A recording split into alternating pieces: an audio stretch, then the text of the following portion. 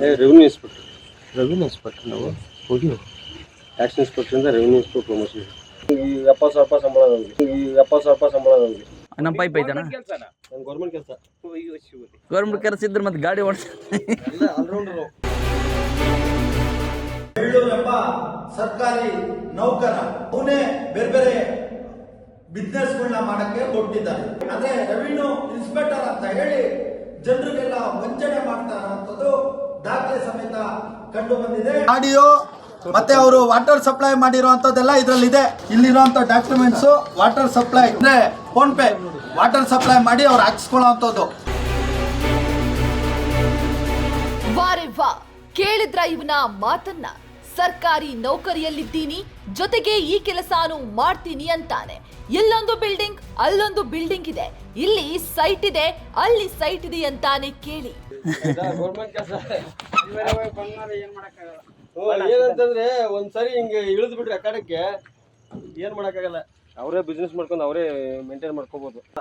ನಮ್ಮ ಅಪಾರ್ಟ್ಮೆಂಟ್ಗಳಿದಾವೆ, ನಾವು ಅಪಾರ್ಟ್ಮೆಂಟ್ಗಳು ಹಾಕಿರ್ತಿದ್ವಿ, ಮುಂಚೆ ಹಾಕ್ತಿದ್ವಿ. ಕರೆಂಟ್ ಬಿಲ್ ಜಾಸ್ತಿ ಆದ್ಮೇಲೆ ಅದನ್ನೂ ನಿಲ್ಲಿಸ್ಬಿಟ್ಟು ಏನ್ ಇದರಿಂದ ಜೀವನ ಆಗ್ಬೇಕಂತೇನಿಲ್ಲ.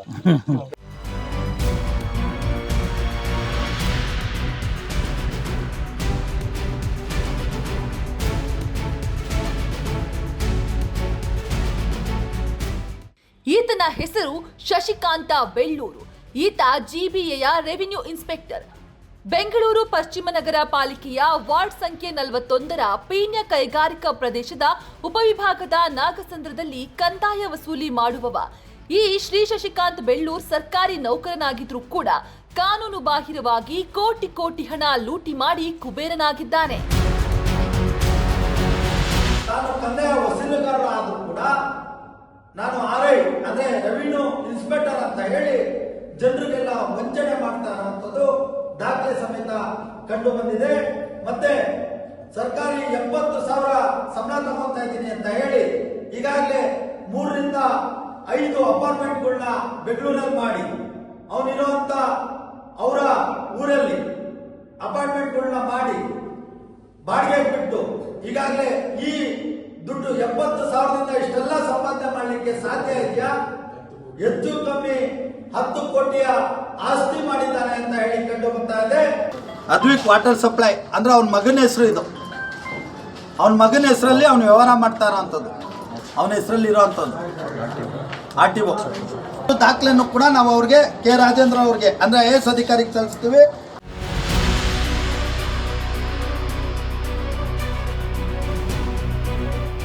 ಈತ ಸರ್ಕಾರಿ ನೌಕರನಾಗಿದ್ರೂ ಖಾಸಗಿ ಉದ್ಯೋಗ ಮಾಡಿ ಕಾನೂನನ್ನ ಕಾಲಕಸ ಮಾಡಿದ್ದಾನೆ.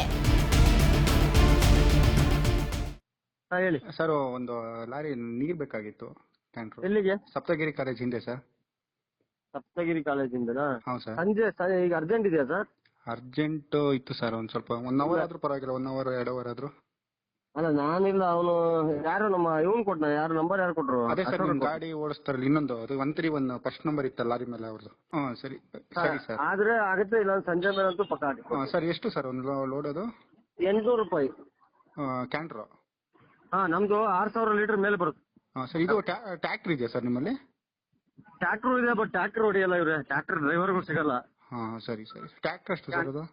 ಟ್ರ್ಯಾಕ್ಟರ್ 500 ರೂಪಾಯಿ. ಸರಿ sir. Hello, Advik water supply ಅವ್ರ ಅಲ್ವೇನಣ್ಣ? ಹೌದು, ಹೇಳಿ ಅಮ್ಮ. ಅಣ್ಣ, ಅದು ಟ್ಯಾಂಕರು ಹೇಳಿದ್ರಲ್ಲ ಸಂಜೆ ಆದ್ರೆ ಹಾಕ್ಕೊಡ್ತೀವಿ ಅಂತ.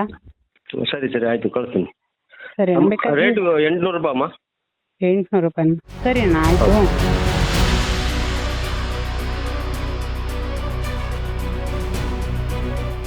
ಅಷ್ಟು ಮಾತ್ರ ಅಲ್ಲ, ಈತ ತಾನು ಮಾಡುತ್ತಿರುವ ಖಾಸಗಿ ಉದ್ಯೋಗವನ್ನು ಕೂಡ ಕಾನೂನು ಬಾಹಿರವಾಗಿ ನಡೆಸುತ್ತಿದ್ದಾನೆ.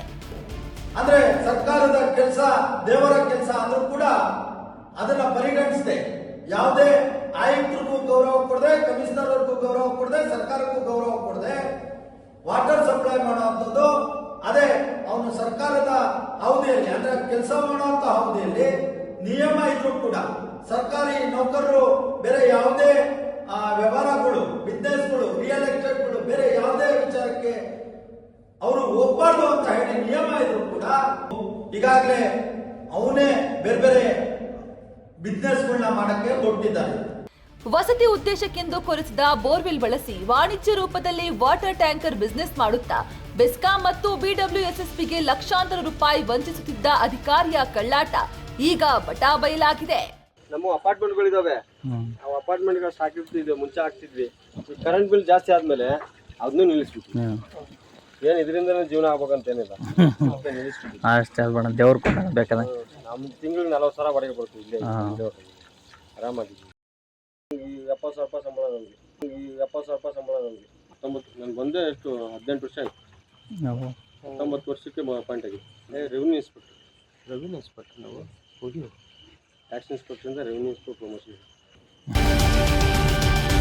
ಈ ಶಶಿಕಾಂತ ಬೆಳ್ಳೂರು ರೆವಿನ್ಯೂ ಇನ್ಸ್ಪೆಕ್ಟರ್ ನನಗೆ 70,000 ಸಂಬಳ ಇದೆ ಅಂತ ಕೊಚ್ಚಿಕೊಳ್ಳುವ ಈತ ಮಾಜಿ ಸಂಸದರಾದ ಡಿಕೆ ಸುರೇಶ್ ಹಾಗೂ ಪಶ್ಚಿಮ ವಲಯದ ಜಿಬಿಎ ಜಂಟಿ ಆಯುಕ್ತರಾದ ಕೆ ರಾಜೇಂದ್ರನವರ ಹೆಸರನ್ನ ಬಳಸಿ ದರ್ಪ ತೋರುತ್ತಿದ್ದಾನೆ ನೋಡಿ. ಐಎಎಸ್ ಅಧಿಕಾರಿಗಳಿಗೆ ತಾಳ್ಮೆಯೇ ಇರೋದಿಲ್ಲ.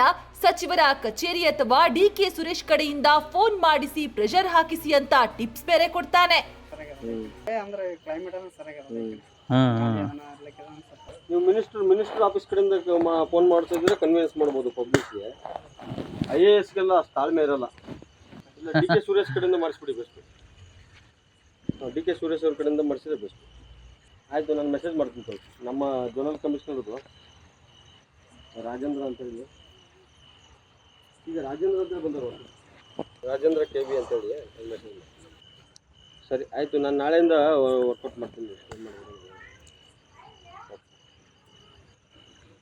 ನಾಳೆ ಟ್ಯಾಕ್ಸ್ ನನಗೆ ರೆಸಿಪ್ಟ್ ವಾಟ್ಸಪ್ ಮಾಡಿ. ಜಿಬಿಎ ಕಮಿಷನರ್ಗೆ ದೂರು.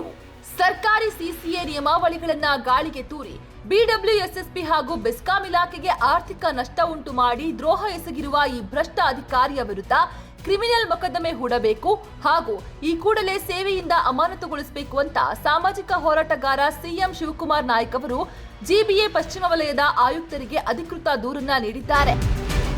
ಒಬ್ಬ ಸರ್ಕಾರಿ ನೌಕರ ಇಷ್ಟೆಲ್ಲ ಮಾಡ್ತಾ ಇದ್ರು ಕೂಡ, ಇಷ್ಟು ಲೂಟಿ ಹೊಡಿತಾ ಇದ್ರು ಕೂಡ, ಭ್ರಷ್ಟಾಚಾರ ಮಾಡಿದ್ರು ಕೂಡ ಇಲ್ಲಿವರೆಗೂ ಮೇಲೆ ಕ್ರಮ ಆಗಿಲ್ಲ.